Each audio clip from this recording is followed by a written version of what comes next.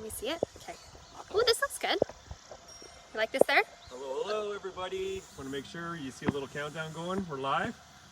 Great. Well, we'll just go with it if we're not. Anyways, welcome everybody. Trevor Friesen here in beautiful East Duncan, out on Sansum Drive in beautiful properties. I'm going to be doing a virtual open house at 6097 Sansum, and we've got something very special going to happen today.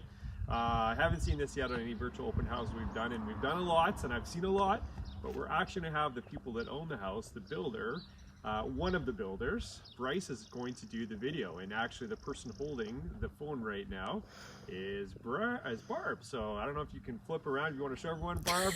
If not, just your hands. Okay, no problem. So what I'm going to do is I'm going to actually just get you to pan over, and you can introduce your husband if you like, and we can kind of start the tour from there. This is a really amazing opportunity we've got at a sell now price of $799,900.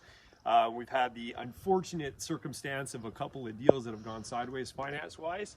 Definitely not on quality, but on financing. So that being said, we're going to relist this. We've got a brand new set of videos and stuff that we're doing on this thing today, and we're going to get this sold right away. So onward and upward.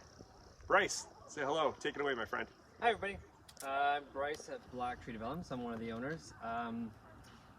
About 10 years ago, or 15 years ago, we started doing renovations for a lot of people in Victoria, and decided to move up here just basically for the location and just to try something new.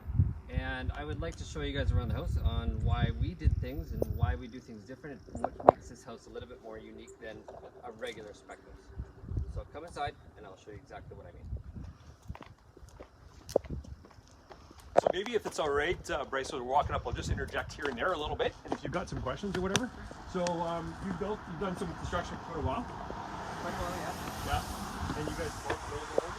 You don't always do it all. We do it all, yeah. But this isn't your standard home. No, this is not your standard home. Okay. Well, It's not your standard home. well, there's enough out there. People are like, well, okay, what's so special about this home? All right, let's find out. So as we come in, you'll be entered into a fairly large foyer where we made it about 8 feet by 8 feet. We wanted to make it quite grand. Nice window showing the back of the house, or the back of the property there, so you can see a lot of, I don't know, just a lot of greenery and a lot of nice space as you enter into the house. Just to create that flow through. And as we keep coming in through the house, you kind of get entered into the living room, where it's like another fairly grand space where, you know, it's good for entertaining, and it's very wide open and has a very good perspective of everything. So, as you can see over here, we incorporated a fireplace into the house, and we always use these kind of fireplaces in our builds because not only are they a really large space of viewing, it has a lot of nice orange flame, and we hate any houses that have a very typical blue flame. This is a very nice orange flame. It looks like a real fireplace. It throws a lot of heat because of that orange flame, and it creates a very inviting area, right? So, if you move on into the dining room, again, another great feature of the houses is that we make a very large dining room, so that if you have a lot of guests that come over for entertaining, or if you have a large family, or if you want to be the people who always have people over for Christmas, we want to make it so that you can have a large table in this area without being obstructed by, you know, pulling out your chairs and whatnot. And we want to be able to have a large space and a lot of seating for just a large gathering, or if you just had 2 people living here, you could have like just a nice intimate gathering close to the windows. Right? We do in a lot of our houses. We put little features like drop ceilings like this over spaces to kind of frame a room, and we use a lot of wood to really tone the house down, make it more earthy, make it more feel like more grounded. It's just a much nicer space.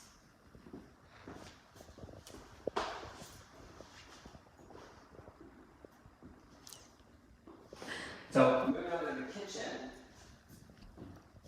we always typically choose quartz instead of granite. Quartz countertops don't have as many problems as granite countertops. They don't crack. They are completely sealed. They are scratch resistant. they're heat resistant and they are like cut resistant. I don't recommend cutting on it, but you could if you really wanted to, right? And if you're a serious cook and you do like cooking, and then you know the importance of having like a cooktop with possibly a separate double oven. We feel that this is very important because, you know, if you're cooking multiple things, it's just easier having a double oven. And we choose these kinds of double ovens because we don't like double ovens that fold down this way. We want them to fold out this way so that you have full access to everything inside without burning yourself. Nobody wants to be burned in their kitchen. We also don't choose builder packages for all our appliances. We don't like to do that either because we find that Bosch makes great double wall ovens, Frigidaire makes great fridges, and KitchenAid makes great dishwashers. So choosing the better ones from those brands means you're getting a way better kitchen than just a typical builder's package. It's an added feature that we think is very important in any house. Standard cooktop. And another added bonus in our kitchens is, if you come this way, you can see that we have an arched doorway into a full pantry. And coming through this way here, you can see that, again, it's framed by the green space that's next door, which will never be built on. We found that was a really good feature of this lot in general, was we knew no one was going to be next door to you, because that, I think, is important to a lot of people, especially for privacy, and just knowing that no one's going to build there is a really good thing. We also live on this street, so I mean, in a sense, we kind of regret not living on this lot versus our lot, which is 5 houses down. So again, pantry. We put this here just to show that it is a pantry and that you could do anything you wanted with it. But if you were like a wine connoisseur, or if you were into canning or anything like that, you could fill this up with whatever you wanted in any shape. Right? We also put a dedicated fridge plug here in case you want to have a separate freezer or anything like that, right? Or a separate fridge, or if you have, you know, if you just like having a lot of fridge space. Another feature in our kitchens that we really like is we like to do farmhouse sinks instead of regular sinks. Just they are much more, they're easier to clean. You're standing here right by the sink. You're not standing looming over the sink, and they're just a better thing. They're easier to clean in the back, and they just add a great little feature to the house that we think is very important.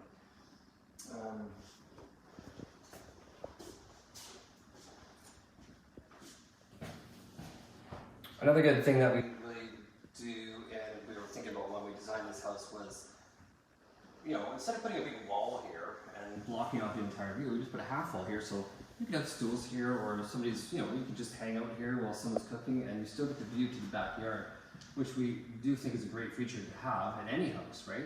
Who doesn't want to be able to see right through from their backyard to the front of the view, looking out over the whole valley? We think that's really good, and it's a great feature.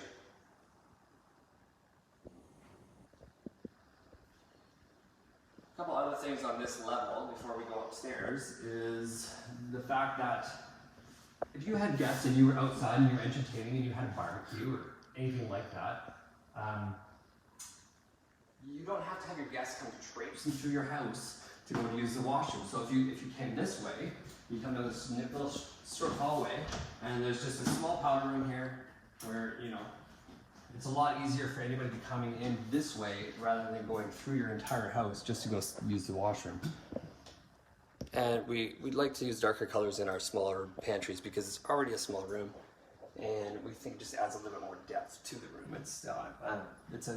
We do this in a lot of things. We have it in our own house too, which we really like. So let's go upstairs.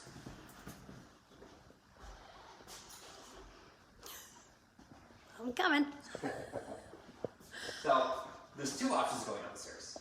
We can either take the stairs, which we made them also very, very wide, because not only is it nice to have a wide set of stairs to enter onto, it also makes moving furniture up and down and through the house way, way easier. having a very narrow set of stairs, you're gonna dent the walls, and then you're gonna have me coming back fixing dented walls, right? So it's nicer to have a nice wide set of stairs as you enter to the upstairs, downstairs, or wherever. Or you take the elevator. So we put the elevator in the house just because we wanted people to be able to age in place and just have that option. And it's not a huge upgrade, but it's something that not a lot of people do. You can age in place and you can stay here a lot longer. So if you're retired, then you don't have to worry about that whole thing with stairs. Or if you're like me and you have knee problems from doing stuff when you're younger, then you can use the elevator, which I think is great. We used the elevator the entire time when we were building the house, which I mean, I would still use it. So let's go upstairs, I'll show you. So just a quick thing here, there is an empty lot next door. We also own that lot, and we will be building another custom spec house next door. So another great feature is that you don't have to worry about who's going to be building next door and what. It's going to be us. Okay, Barb and Bryce, while we're walking upstairs, one thing I kind of wanted to mention a little bit is you'll see a number of comments. I can tell from here there's a ton of people that are watching, and a lot of people have mentioned stuff. So if you do see a question or something that pops up while you're watching that, Barb, just yell at me, and we can address that right at the time. Or you can save your questions for after, whatever. But the nice thing is, if there's anything technical, believe me, there's nobody more knowledgeable than the builders of the home right now. I'll tell you exactly what it is. Yeah. Exactly. All right, follow the pro. It's the easiest open house I've ever been. This is great. Hey, again, wide stairs as you come up. You know, if you're in a wheelchair and you have lots of room to turn around here, it's not narrow, it's not skinny. You can still have lots of art on your walls. You can have plants on your floor. You can have desks, and you still have lots of room to flow through the entire house. It's not just a crammed-in space, right?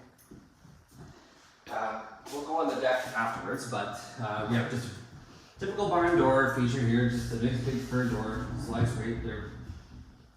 They're great barn doors. I like them. And this is the entire upstairs is the master suite. So as you come through here, another thing we did, just like downstairs in the pantry, how we had the arched doorway, we arched this entire ceiling in here for just a walk-in closet. This is like, you know, this was me being like, I want to do something different. So when I decided to do something different, I thought it was going to be a nice feature. The drywaller hated it, but that's okay. I like it. So as you come through here, it's just a full walk-in closet.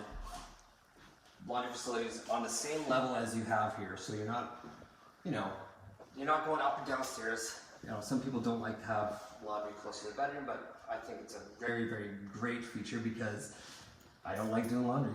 I'm sure my wife can attest to that. So you come through here, and this is the master bedroom. It is 12'6" wide by 17 feet long. It's fairly decent size because it doesn't have a closet attached directly to it. So you can have a lot of room here for a fairly large bed. You can have a dresser. You can really fill this space up. You can even make it a fairly decent sitting area in this corner just by having that extra length in a room versus, you know, something a lot narrower, or having a very square room where it's like 12 by 12, 13 by 13. We find that the extra length gives it all of these options, right? We have a TV mounting station here for those of you who like to have TVs in your master bedrooms, which is a lot of people. There's a solid block on this entire wall, so you can mount any kind of mount anywhere you want and not have to worry about figuring out where studs are and stuff. And that's something we do like for all our towel bars and our things like that, so that you're not worried about where you're going to mount things. Another thing is, like, instead of having the plug here and having all your components hanging down, we like to run a pipe down the wall to here, so you can hide all your components. It's like this downstairs as well, just so you don't have to see it, because clutter sucks. I mean, I don't like clutter. Nobody likes clutter. Maybe some people like clutter. It's not me though. Another great thing is the fact that you technically, I mean, I don't know, some people like blinds in their house. I don't really like blinds, but I mean, I'm sure many people like blinds, especially in the master bedroom. But since the elevation of this, or the third level of the house, overlooks the entire valley and just the tops of all the houses, you don't really need blinds because it's so private here. Nobody can see in at all. So there's no worry about anybody ever building close or anything like that. It's very private, it's very secluded, and very intimate space. The ceilings aren't super high, so it doesn't have this very, tunnely effect going up. They're high, but they're not super high. So as you come to the master bedroom door, you're greeted by the closet, and as you come to here, you'll sneak into the master bathroom. We chose this kind of feel in here because it's kind of like a spa, right? So instead of doing everything just stark white, we took it a step further and did more of a spa color green, so it feels a little bit more luxurious. And instead of just having a basic bathroom, it feels like you're maybe at a hotel, like a higher end hotel or something like that. So toilet separated by a half wall, important. I mean, no one else should be in here while you're there, but it's still nice to have the separation. Fairly deep tub. It's not gigantic, but it's very intimate and it's very comfortable. It's got nice curves to it, so you're not sitting vertically in a tub with a sharp edge. Tub filler, obviously, because they're great. Tub fillers are great. Very secure, and it has like the handheld shower, so you can do anything you want in there with this kind of unit, instead of having just one that comes on the wall or like one that's attached to the tub. This is just better. Vanity, double vanity. We like to have double vanities because, well, there's usually two people in the master bathroom. Or if you're like my wife, maybe you like to use both sinks, and then maybe your sink gets a little dirty and whatever. Anyway, so shower, we use half-inch thick glass instead of 3/8 thick glass. So that's 12.5 millimeter glass versus 10 millimeter glass. It's much safer. It's much more. It's not prone to breaking ever. Whereas 3/8 glass is just much more flimsy and it doesn't hold up for a long period, especially when you're hanging a fairly large door like this on it. You want to have something that's really robust and that swings closed nice and calmly by itself and goes back to its set position without you having to do anything about it, right?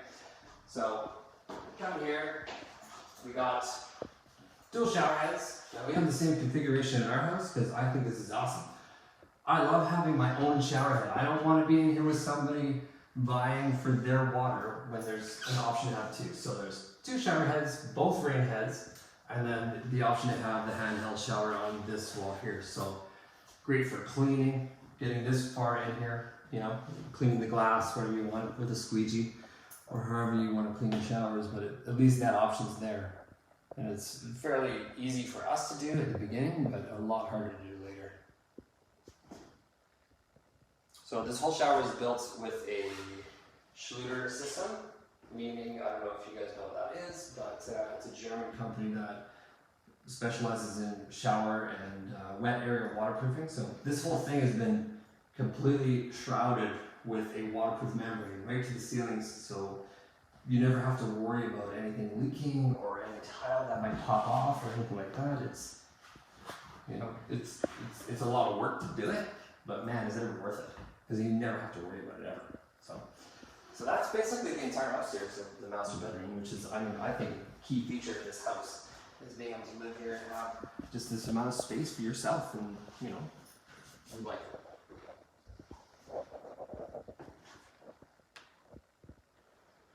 All right. You like that? Pause it. Okay.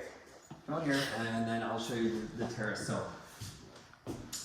again, going along with the idea that this is kind of like a retirement kind of entertainment hub, we decided to take advantage of the views because it's really hard to get the views from the lowest level of the house. But man, from the third level where you don't want your kitchen, it's just got incredible views. And again, we covered this roof. So you have a fully covered roof, so you can have all your patio furniture out here all year round without worrying about them getting wrecked and moldy and rusty and gross. So this patio is about 600-ish square feet. It's all concrete. It's all faced by the same stucco that's on the entire house. It goes right to the ground. And underneath this concrete, we did a torch-on membrane, so like a roofing membrane underneath. And then I put a plastic slip sheet underneath on top of that. So now this concrete is almost like a floating floor in a sense. It's not connected to the structure underneath. So any cracking like this, like concrete's gonna crack. It's just, that's what happens to concrete. It's a natural substance. It's a man-made natural substance, but it's gonna do what it wants to do. So in order to keep the waterproofing down and proper, that's how we do it, with a torch-on membrane. That's how it should always be done. That way you're never worrying about leaks, and you're never worrying about anything like that. And this is extremely low maintenance. I have wood at my house for some of my decks, and I regret that. I completely regret that. It should be concrete. It's a lot easier to deal with. So, some of the things we did out here, just another added value thing would be, you know, we have gas hook up here, so you can have a secondary barbecue, or you can get a natural gas fire pit. Some great options on Wayfair that you can get, and other, you know, places like that. Even at Capital Iron in Victoria, they sell natural gas fire pits that hook up directly to a gas stub out. So you can have it here, whatever. But you know, I would be out here all the time.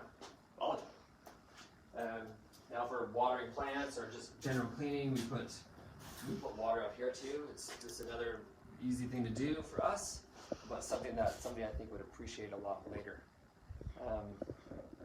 Now, yeah, also there's a fairly large concrete cap here. Well, that's, you know, it's about, I don't remember, I think it's about 14 inches wide.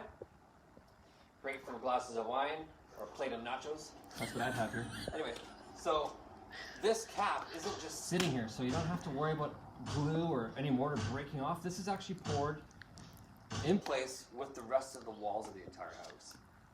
We decided to do that because I didn't want to do it later, and B, I just wanted something that was completely integrated into the house, so you never have to worry about it. It might look like they're placed here, but I cut all these lines in, you know, just to add that dimension and mitigate any cracking. So I'm gonna go downstairs, but we will. This time we'll take. Maybe you should take the elevator, or I can take the elevator. Somebody should take the elevator, or you can just walk down the stairs. Why don't we take the elevator? Just take the elevator? Yeah, we'll do it. All right. So, elevator gets called. It has a key here. So, just like any commercial elevator, it has a key so it can be opened. Now, right now, it's locked. I cannot open the door until the elevator is here. So, it's just exactly the same as a commercial elevator in the fact that you can't just open the doors and walk out to your death, right? Because, you know, so right now I just clicked, and that's the lock unlocking. Now I can open it because the elevator's here. So you go in, and I'll go in. Door gets closed. It's got bifold doors here. As soon as I push the button, the doors close, and it starts going down. Fully graspable rail here, so this is integrated into the entire elevator as well. So that way you can completely hold yourself up here and not have any worries if, you know, you have a broken leg or anything like that, or any mobility issues. The elevator is track driven, not hydraulically, so it means way less on the maintenance, if any. It's almost like having like a toaster. So it's no different than that. No maintenance, just electric. There's no weird hydraulics or baths that you have to worry about or anything like that. It was a good upgrade for us to do. I really enjoy the elevator. I have a 3-story house, like I said, down the street, and I would be using the elevator every day, for sure. Especially in the morning when you're dragging yourself out of bed. Okay, let's go downstairs and I'll show you the rest of it. So again, wide stairways going down. Viewing like that, which is, like I said, is our lot, and that will be built by us. But this view here gets a great view of the backyard. Actually, you know what? Let's go in the backyard really quick, and I'll show you exactly what I'm talking about before we go downstairs.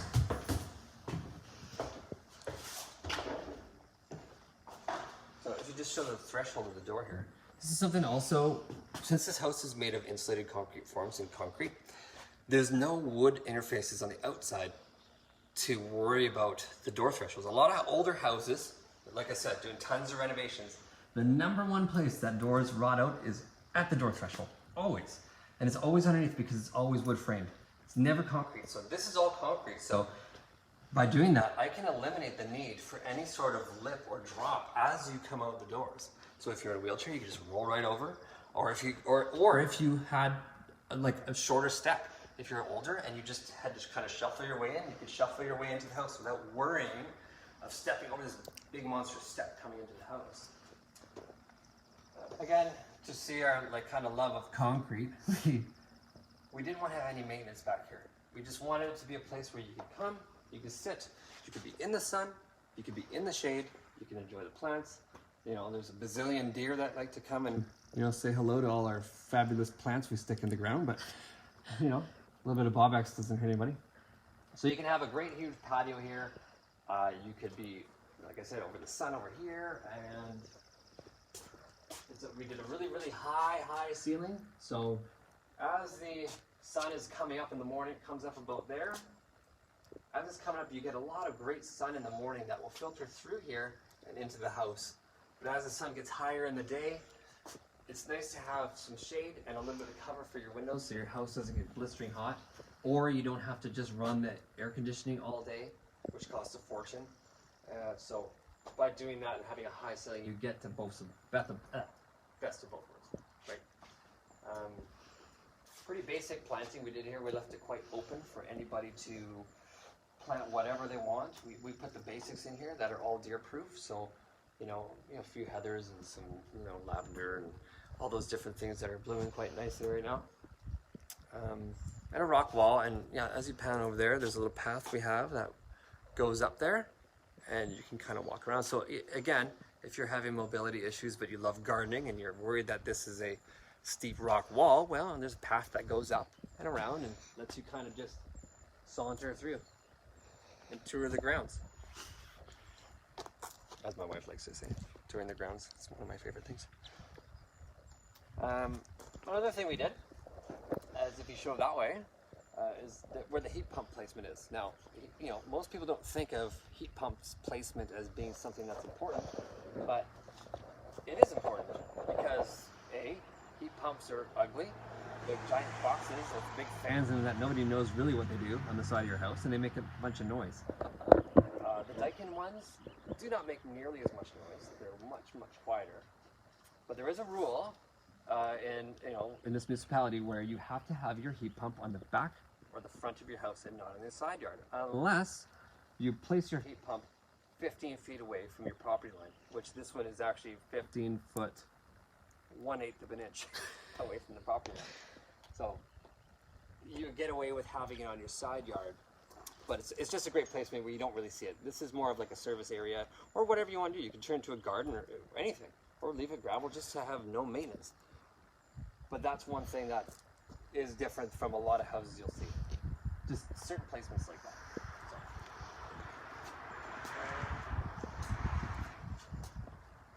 As you come over here,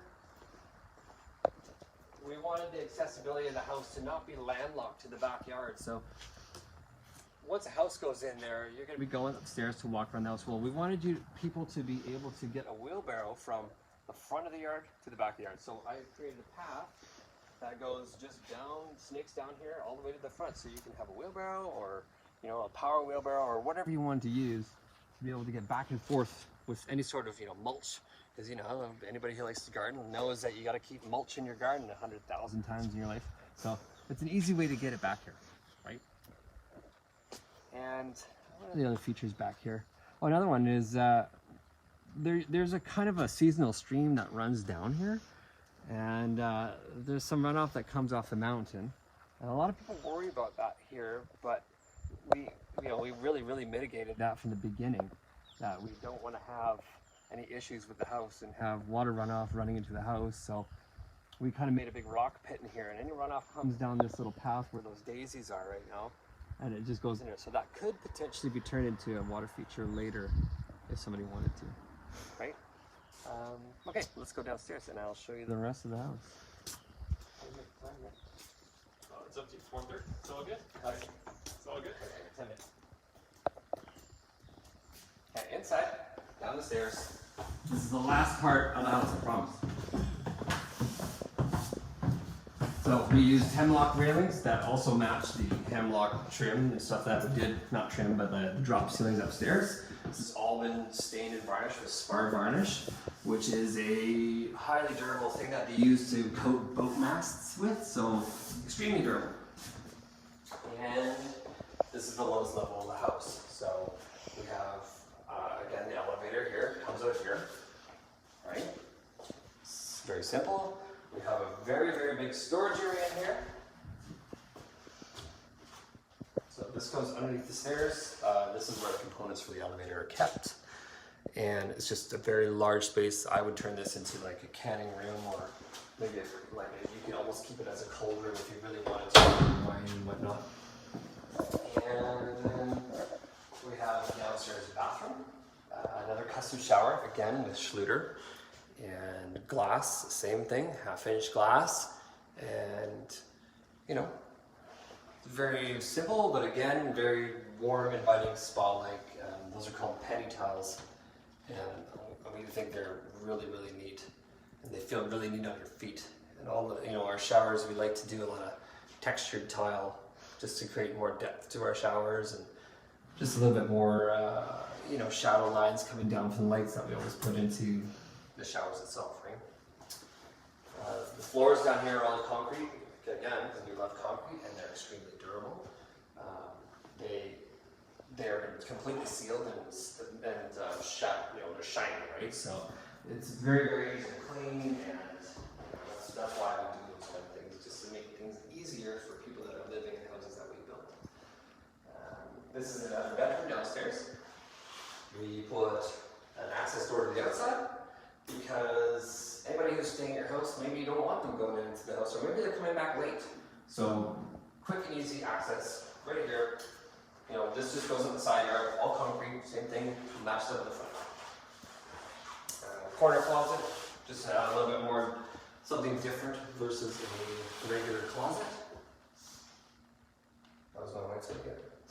This is a good one. So. And then we'll show you the garage.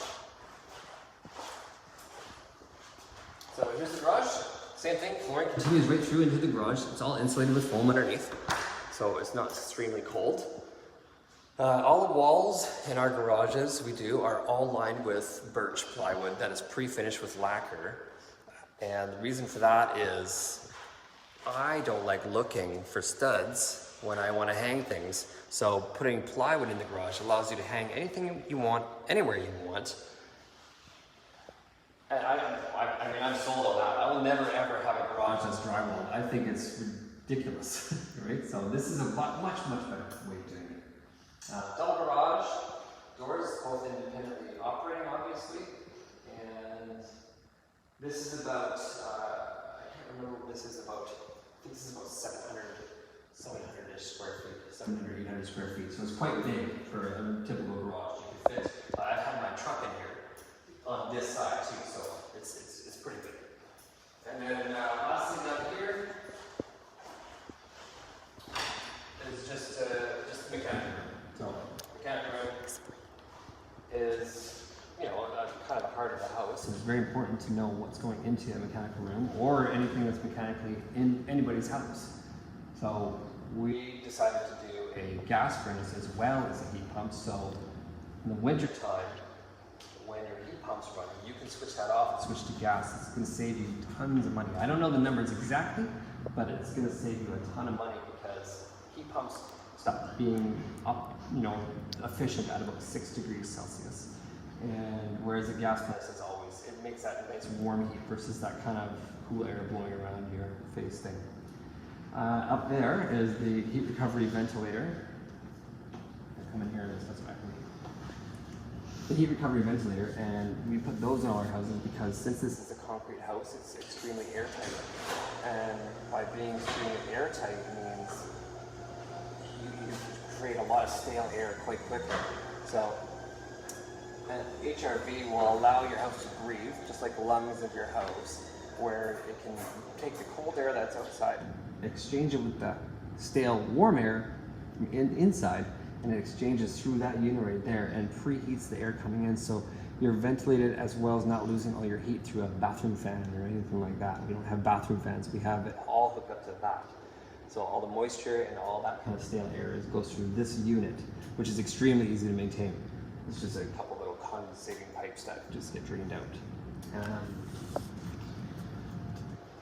We label all our, shut-offs and stuff like that. We make it really easy for anybody that's, not super savvy with this kind of stuff to be able to come and use it without having to worry. Or if anybody comes to service stuff, they're going to see these things and they're going to know exactly what to do with it instead of asking you, and you might not know. I mean, you will know because we have a very big manual that will explain everything, but if you don't want to read it, it's all ready for you right here. On-demand hot water, I'm sure everybody's seen this a million times over, but we find these really great, right? That they're just, you don't have to worry about it. You can have 18 showers a day if you really wanted to, and you never run out of hot water. So, great features in the house to have. A lot of work to do later, but easy to do at the beginning. A little bit expensive, but not crazy expensive. It's definitely worth it. So, we'll go to the front here, and then I'm going to hand it off back to Trevor, and he's going to end it for us, and I'll just show you that, and he'll probably want to show you the front of the house and whatnot, and then, yeah. So come up this way. I'm going to show you one more little fun added thing that we did for that.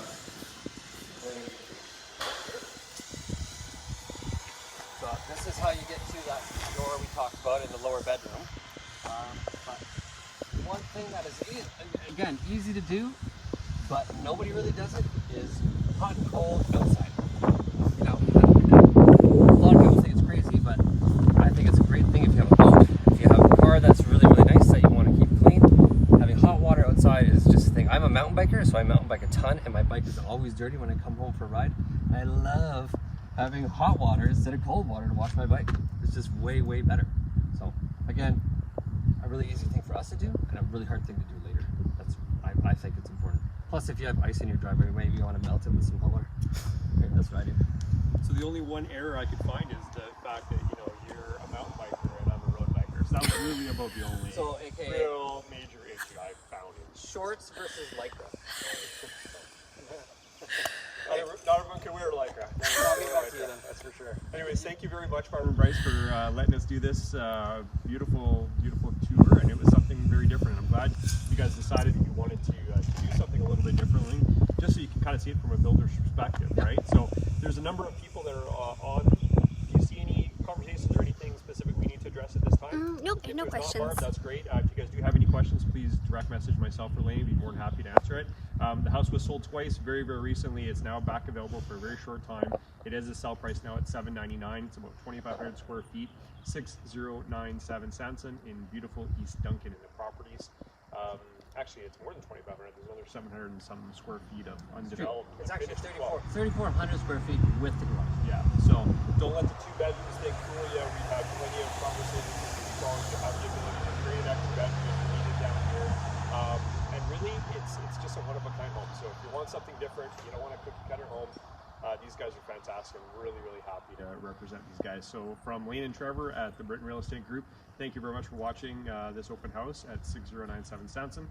Again, thank you to Thanks for letting me do it. You're welcome. I like touring this house. That's I like awesome. people, it's fun. I've done it a lot of times. So. And thank you to our camera lady there, Barb. She did a fantastic job. So you can just kind of end it whenever you can. Alrighty. All right. Okay. Thanks, guys. Bye. Bye.